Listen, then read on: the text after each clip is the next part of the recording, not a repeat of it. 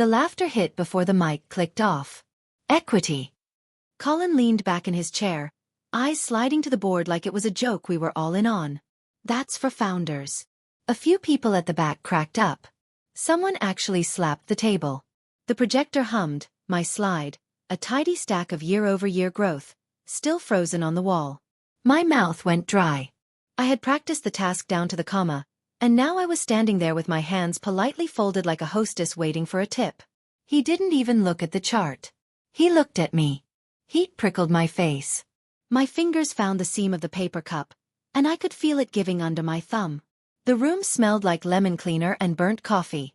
I made my smile small, the kind you wear when you feel your ribcage tightening. Understood, I said, though nothing inside me agreed. My name is Kate O'Connor. I'm 34, white, from upstate New York. I learned to build things before I learned to ask for them. At Blue Peak Analytics, I turned a wobbly experiment into the only product line that paid the rent. I kept the lights on. I thought that mattered. I thought wrong. The meeting broke like a dropped plate. People scooped papers, chatter spiking to mask discomfort. I gathered my laptop slowly, fingers numb against the aluminum case. Colin brushed past me toward the hallway like I was part of the furniture, his cologne trailing behind him. Something expensive that probably cost more than my monthly rent. I caught my reflection in the black screen of the projector. Cheeks blotched, jaw locked tight enough to crack teeth. I told myself not to cry in the restroom. Not here. Not where someone might see and report back that I'd been emotional. That word followed women around like a shadow. In the stall, my phone buzzed. Great deck, from a teammate who had laughed. I stared at the message until the letters blurred together. Great deck. Like I'd given a presentation about quarterly snack preferences instead of 3 years of pulling this company out of the red. Not the nights I'd spent fixing code while everyone else watched Netflix. Not the customers I'd won back personally after our system crashed twice in 1 week, staying on calls until midnight to rebuild their trust. I deleted the text without responding. My hands were shaking. I washed my hands longer than I needed to, watching the water run cold over my fingers. When I came out, the projector cart was already unplugged and pushed against the wall. On the counter sat the paper cup I'd crushed, shaped like a dented crown. I set it upright. Straightened it with my fingertips. Useless gesture, but I did it anyway. My phone buzzed again. HR. Can you stop by for a quick chat? Just want to align on expectations going forward. I stared at that message for a long moment. Align on expectations. Corporate speak for, we need to make sure you know your place. I replied with a thumbs up emoji and walked to my car instead. On the drive home, I replayed the smile he gave the room. Not me. The room. The sky was the color of wet cement, and my chest hurt the way it does after running too fast. At a red light, I whispered. Okay. You showed me. The words felt like a promise to myself. That night, I couldn't sleep. I opened my laptop and started reading. Employment law. Intellectual property. Non-compete clauses. By 3 in the morning, I had filled a notebook with questions. By 4, I had booked a consultation with an employment lawyer named Priya Singh for 8 the next morning. Priya's office was small and neat, with diplomas on the wall and a bamboo plant on the windowsill. She slid my offer letter across the desk, tapping the clauses with a pen that clicked with each emphasis. No non-compete in this state, she said. You do have non-solicit for a year. Customers and employees. You'll respect that. I nodded. I will. She looked up. Her eyes were sharp but not unkind, assessing me in a way that felt honest. And you'll leave with grace. It's your greatest leverage. I thought about Colin's laugh. About the paper cup crushed in my hand. About 3 years of building something real while he chased headlines and TechCrunch articles. How much grace? I asked. Enough that no one questions your professionalism. Enough that when people talk about what happened next, they remember you were the bigger person. She leaned back in her chair. You're not leaving angry. You're leaving prepared.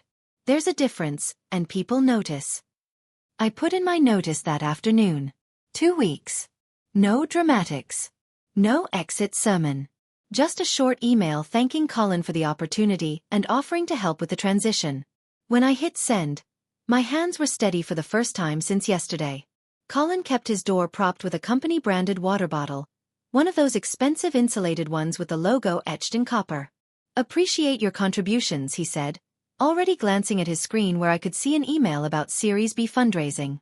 "You'll do great anywhere." I used my quiet voice, the one I'd learned made people actually listen. "You had the numbers." His smile cut like paper, sharp and thin. "Numbers are noise without narrative, Kate. You're great at building, but you don't understand the story we're selling to investors. That's the difference between a product manager and a founder." I nodded once and left.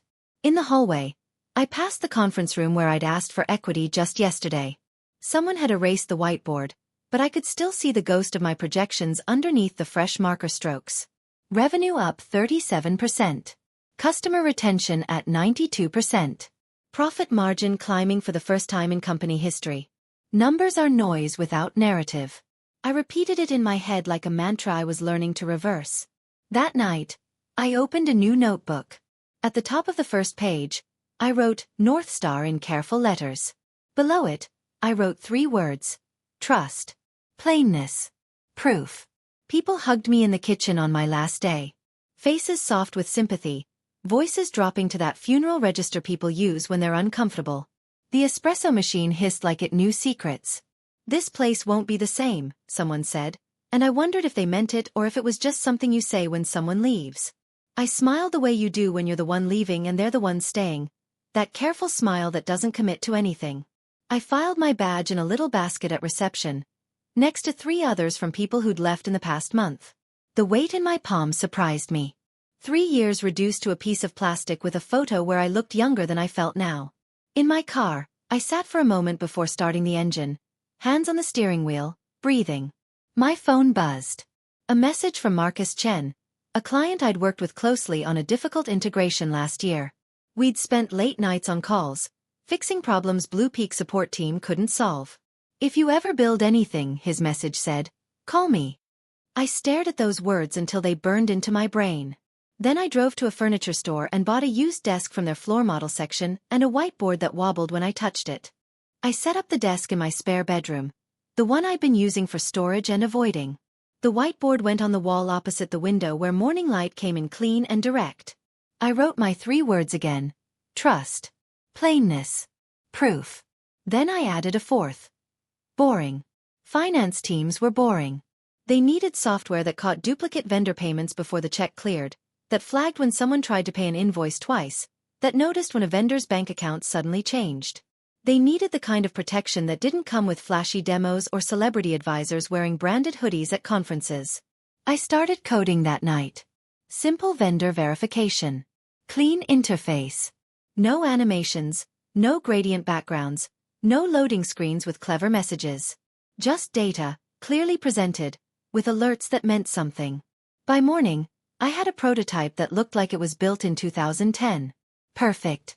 Meanwhile, Blue Peak announced a moonshot feature I'd once shelved for safety reasons after finding 3 critical security holes. The press release used words like revolutionary and game-changing. I read it twice, then archived it. That feature would take 6 months to build properly, with careful testing and gradual rollout. They'd promised it in 3. The math didn't work, but nobody asked me anymore. Getting the first client felt like holding my breath underwater, waiting to see if I'd float or sink.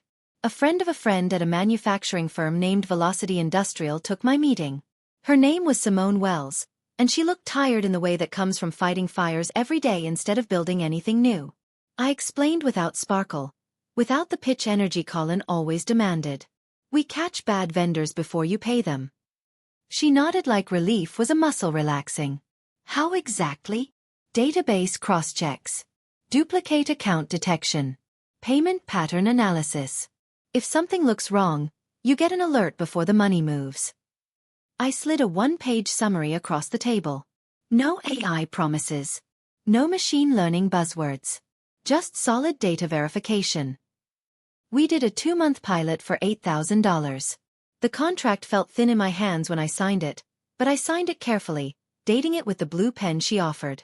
Then I went home and worked 16-hour days, testing every line of code until my eyes burned and I started seeing brackets in my sleep. The pilot caught a duplicate vendor ID before a $68,000 payment went through. I was sitting in my kitchen in pajamas at 1 in the morning when the alert triggered. I stared at the screen and laughed once, shocked at my own voice breaking the silent apartment. When Velocity's check cleared 3 days later, I didn't pop champagne or post about it on social media.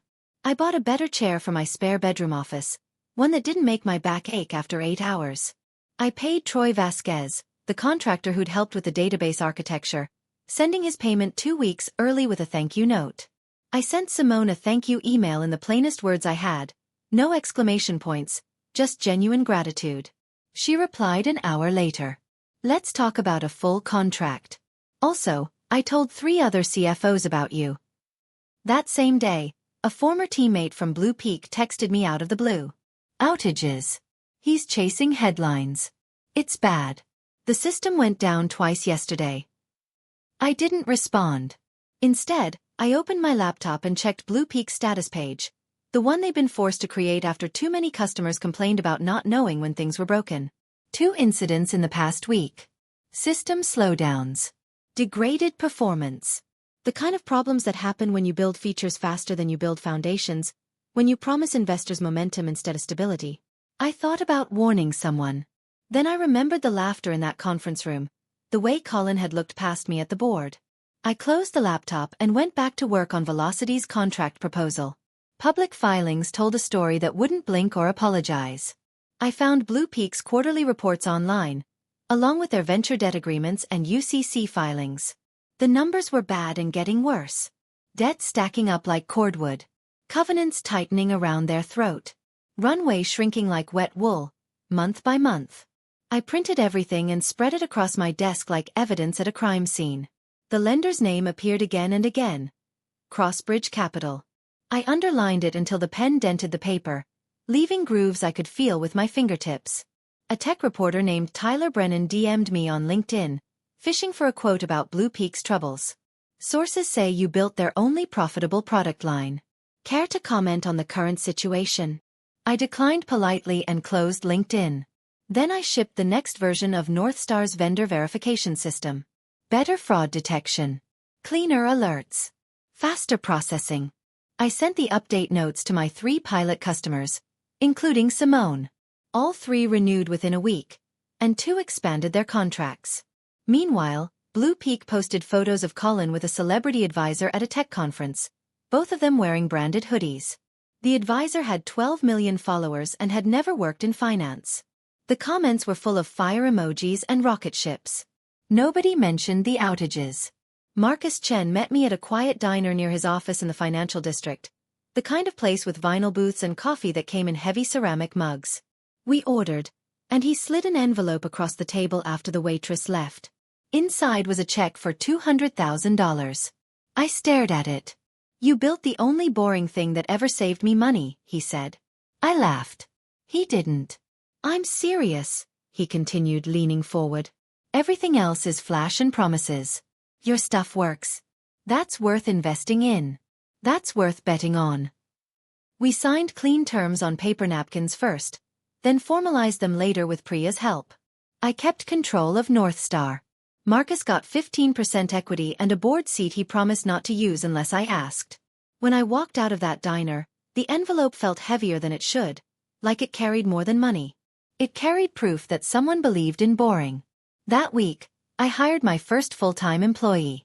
Troy Vasquez, the contractor I'd been working with, who'd worked at 3 startups that crashed and burned. I'm done with moonshots, he told me in his interview at a coffee shop. I want to build something that lasts longer than the next funding round. I knew exactly what he meant. I hired him on the spot. A week later, my phone rang early in the morning. Unknown number. I almost didn't answer, but something made me pick up. Kate? It's Felix Ortega. From Blue Peak. Felix had been on my team before I left. Good engineer. Quiet. Reliable. The kind of person who fixes things without needing credit. If you're hiring, he started, voice hopeful and tentative. I cut him off as gently as I could. I can't recruit anyone from Blue Peak for a year. I won't. I signed a non-solicit agreement, and I'm going to honor it. Silence on the line for a long moment. Then, I knew you'd say that. Thanks for being honest. He sounded relieved, and I didn't expect that. We talked for another minute about nothing important. The weather, a conference we'd both attended once, and then he hung up. I sat holding my phone, thinking about how easy it would be to break that rule. How satisfying it would be to pull Blue Peak's best people over to North Star, to gut Colin's team the way he'd gutted my dignity in that conference room. But Priya's voice was in my head. Leave with grace. It's your greatest leverage. 2 days later, the news broke. Blue Peak was laying off their entire operations team. 15 people, including 2 I'd hired myself. Some of them had kids. Some had moved across the country for those jobs. I sent anonymous grocery gift cards to 5 of them whose addresses I still had from birthday cards and holiday parties. $500 each. Nobody needed to know from whom, and I used a prepaid card to make sure they couldn't trace it back. New clients started coming through referrals after that. A steady trickle that turned into a stream. Simone introduced me to 2 other manufacturers she knew from an industry group. Marcus connected me with a healthcare billing company that was drowning in vendor fraud. Every call started the same way.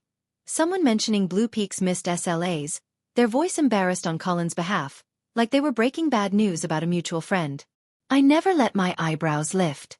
Never let satisfaction show on my face. We'll earn your trust or we won't, I said every time and meant it. We did. Demos filled my calendar with soft, insistent clicks like rain on a roof. Troy and I worked side by side in my spare bedroom-turned-office, debugging code at odd hours and fielding support calls during dinner. We answered every email within 2 hours. We fixed every bug within a day. We made boring beautiful things and people noticed.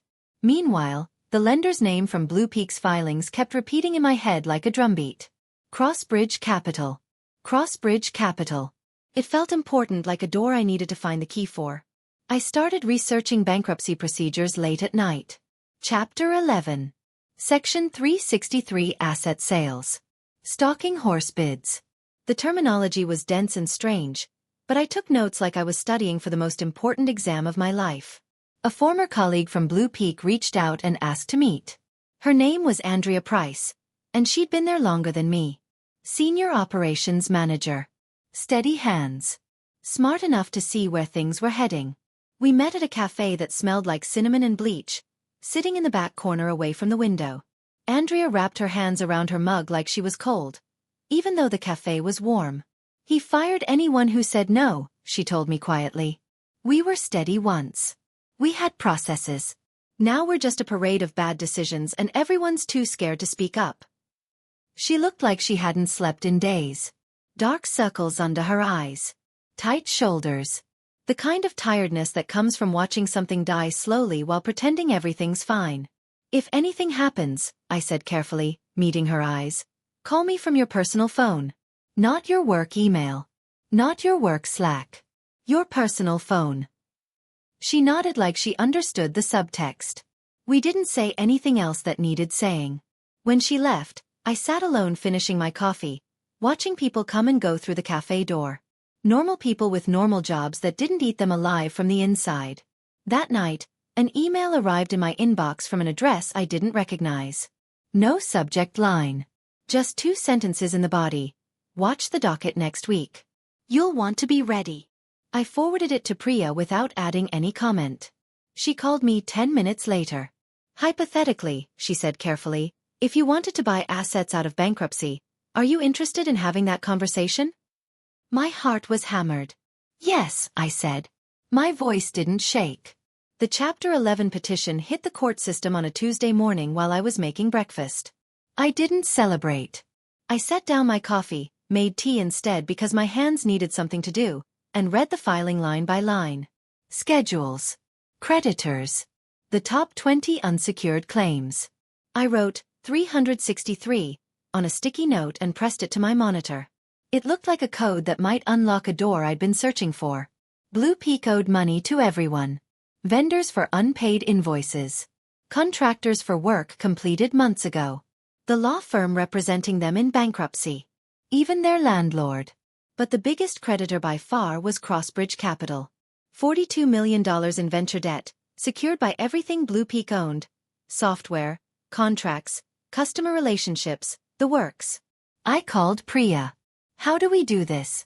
What's the actual process? She walked me through it like a surgeon preparing for a complex procedure, her voice calm and methodical. Bid procedures. Stalking horse protections. Cure costs for contracts we wanted to assume.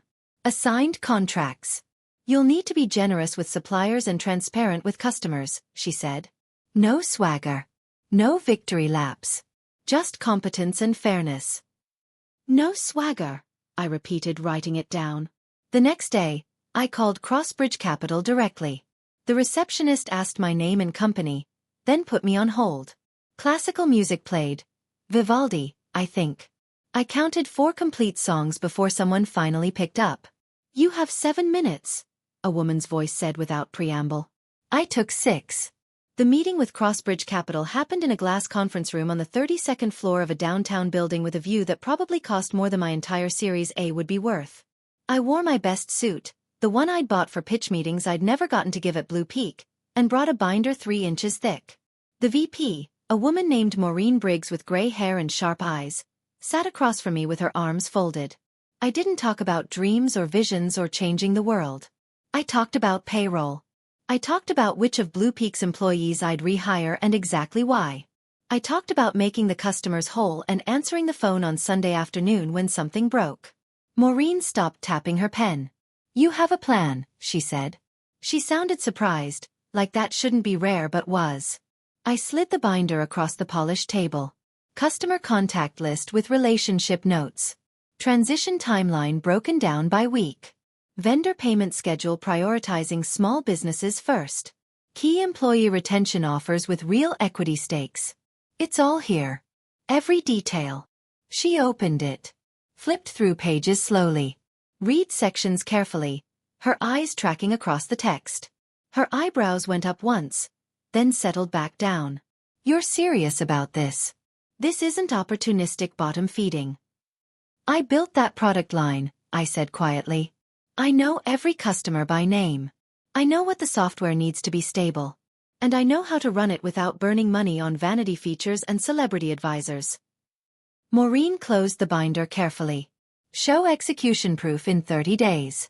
Sign 2 new customers. Keep your current ones. Don't screw up. She almost smiled. We'll be watching closely. North Star became the stalking horse bidder 3 weeks later. The term sheet arrived via email at 6 in the morning while I was still in bed. I read it on my phone 3 times, then got up and read it on my laptop a 4th time, waiting for the words to rearrange themselves or disappear. They didn't. We were setting the floor for the bankruptcy auction. $8 million for Blue Peak software, customer contracts, and intellectual property. Plus assumption of certain vendor liabilities. Plus cure costs for contracts we wanted to keep. The number made my stomach flip. I walked around the block once in the January cold just to feel my face burn and make sure I was awake. When I came back inside, Troy was already at his desk even though it was barely 7. We're really doing this? He asked, looking up from his screen. We're really doing this. Blue Peak's bankruptcy counsel filed an objection that same afternoon. 6 pages, thick with adjectives and indignation. They called our bid opportunistic and predatory. They said we were attempting to profit from Blue Peak's temporary difficulties, and that the bid undervalued the company's substantial intellectual property and customer relationships. I printed it out and highlighted 3 sentences with a yellow marker, then kept working. Temporary difficulties.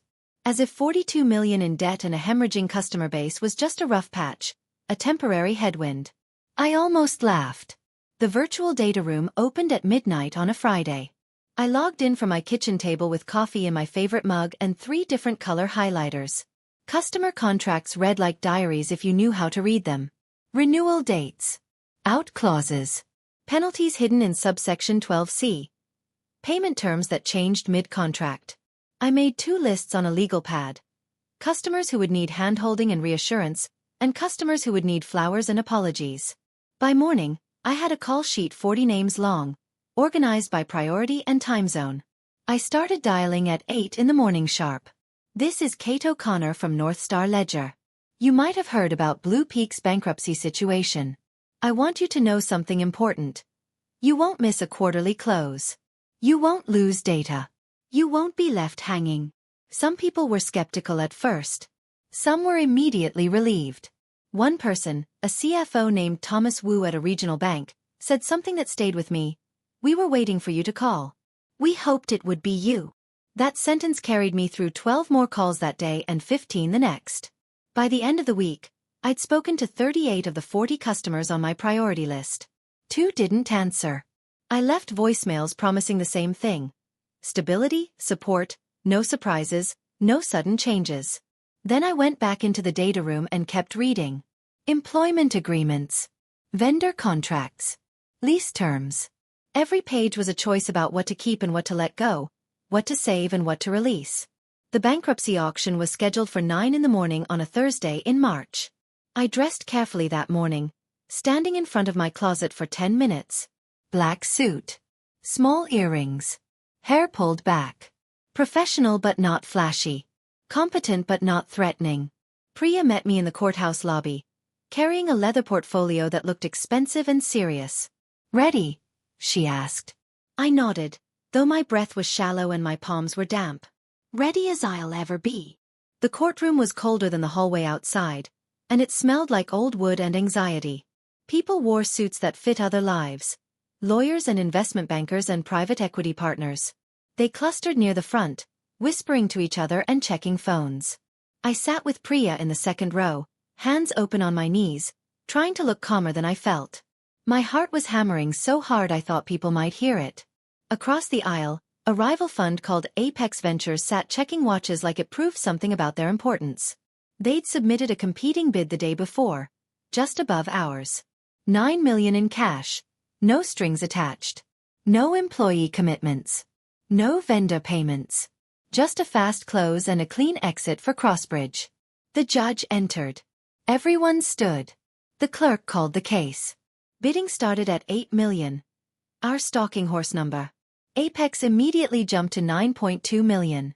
I felt my stomach drop, but Priya touched my arm once. Stay steady. Don't react. We countered at $9.4 million, plus the transition terms we'd outlined. Plus 30 jobs saved with real equity. Plus vendor repayments starting on day 1. The clerk read our revised bid aloud in a flat, official voice. The judge tilted his head slightly, like he could hear the skeleton of the thing we were building underneath the numbers. Like he understood that not all bids were equal, even when the dollar amounts were close. Apex went to $9.7 million. Cash only.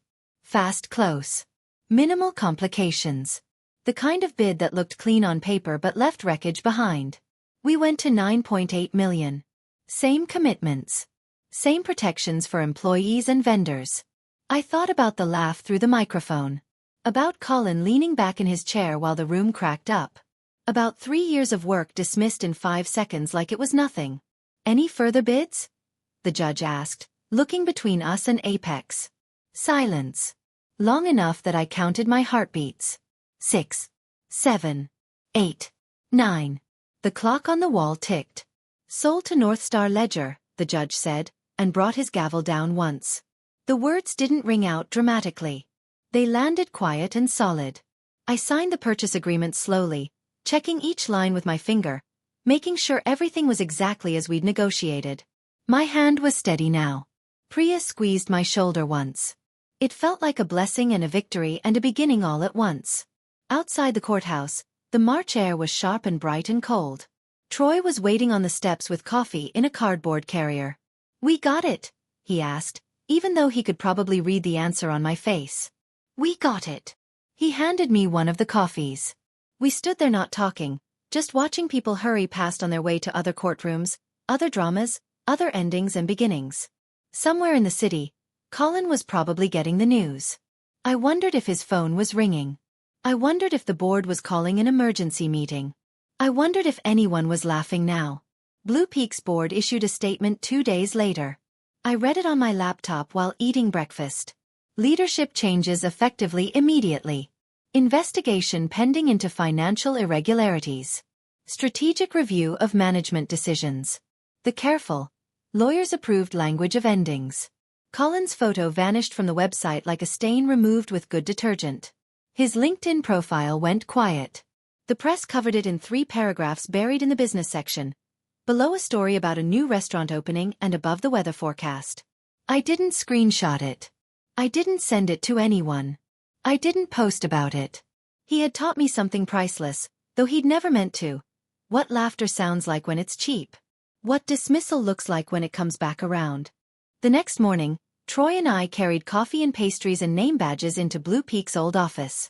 The plants were dead, brown and crispy in their pots. But the hope in the room felt living. 20 people showed up for our first all-hands meeting as new owners. Some I recognized from my time there. Some were new to me.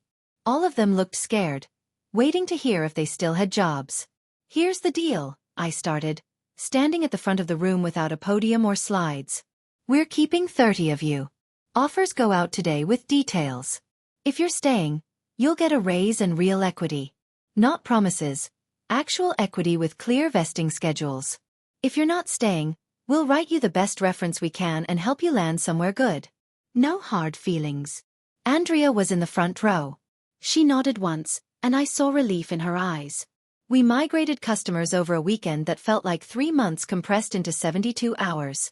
Database transfers and code deployments and late-night calls with worried clients who needed reassurance. Troy slept on the office couch we'd brought in. I didn't sleep at all, just powered through on coffee and adrenaline and the fear that something would break at the worst possible moment. By Monday morning at 6, every customer was live on Northstar's infrastructure. Everything worked. No data lost. No systems down. No disasters. We paid the overdue vendors first, before we did anything else. 53 checks went out that week, some for amounts as small as $1,200. It didn't matter that they were small. We'd promised to make people whole, so we did. Every invoice. Every outstanding payment. The email we sent to customers was plain and direct. Here's the plan going forward. Here are the numbers you can expect. Here's a phone that rings when you call, and here's my personal cell if something goes wrong. The phone rang within an hour. We answered. Every single time. I walked through a row of desks that afternoon and saw people breathing easier. Shoulders dropping from their ears. Hands moving across keyboards with confidence instead of fear. Felix was there, working on a bug fix, looking more relaxed than I'd seen him in months. Andrea was training 2 new hires, her voice patient and clear and steady. Tyler Brennan, the tech reporter, emailed again asking for comments about the former CEO and his dramatic downfall. I archived it without reading past the subject line. Some stories don't need my voice in them. Months passed like pages turning in a book you can't put down. Payroll ran on time every 2 weeks. Customers renewed their contracts. New clients signed on because they'd heard we were the boring ones who actually answered the phone and fixed problems. We added 12 more employees. Then 20. Then 40. Then 60. The dashboard glowed a calm green most days. When it didn't, when something broke or slowed down or failed, we fixed it fast and told people exactly what went wrong. No hiding. No corporate speak. Just transparency. Transparency builds trust. Trust built business. I passed a glass-walled conference room one afternoon and straightened a crooked nameplate out of habit. Muscle memory from years of caring about small details. Someone had written, North Star Strategy Session, on the whiteboard inside. Below it, neat bullet points about Q4 goals. Modest numbers. Achievable targets. Nothing moonshot about any of it. I thought about the paper cup dented into a crown in Blue Peak's bathroom. How I tried to fix it with my fingers, smoothing out the creases. Some things you don't fix. You outgrow them. You build new things and leave the broken pieces behind. Marcus stopped by my office that week with lunch. You've tripled the value of my investment, he said, sitting across from my desk. Most people would be celebrating. Throwing parties. Buying cars. We're not most people, I replied, unwrapping my sandwich. We're the boring ones, remember? We just build things that work. He laughed, but it was the good kind. The kind that meant he understood exactly what we'd built and why it mattered. A year after the acquisition, I made a decision that surprised everyone, including myself. I hired a CEO. Someone better at scaling than me. Someone who actually enjoyed board meetings and investor updates and 5-year strategic planning sessions. Her name was Patricia Delgado, and she'd grown 3 companies from 10 employees to 500.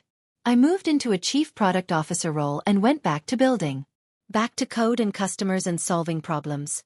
It felt like coming home after a long trip. Patricia understood what we'd built and why. "You bought this company with competence," she told me during her first week, sitting in my office. "Let's grow it the same way. No shortcuts. No vanity metrics. Just steady, boring progress." We did exactly that. No moonshots. No celebrity advisors. No TechCrunch headlines about disruption. Just steady progress, quarter after quarter. Boring revenue growth. Boring customer satisfaction scores. Boring retention rates that made investors happy because they could predict what came next. Colin's name appeared in tech news one more time, about 8 months later. A short piece about him joining an advisory board for a crypto startup that claimed to be revolutionizing something or other. The photo showed him smiling at a conference, microphone in hand, same confident expression I remembered. I read it once and felt nothing. Not anger. Not satisfied. Not vindication. Just distance. Just the sense of having moved on to something better and leaving him behind in a story that didn't matter anymore. I never called him. I never needed to. On a Thursday afternoon 2 years after that quarterly meeting, I sat in the same glass-walled conference room where I'd once asked for equity. It was Northstar's conference room now, in Northstar's office, with Northstar's logo on the wall. Troy was presenting to the team. Revenue projections. Product roadmap. Customer growth.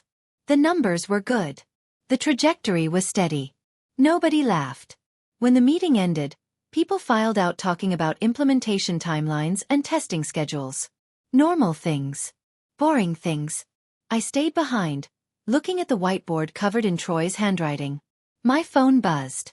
A text from Simone at Velocity Industrial. "Caught another duplicate payment today. Saved us $82,000. Your boring software just paid for itself again." I smiled and typed back, "That's what we do. Know what you build. Own what you build. And if someone laughs, make sure the bank calls you buyer." The laughter echoed. Then it faded. And what remained was something better than revenge. Proof that quiet competence outlasts loud dismissal every single time.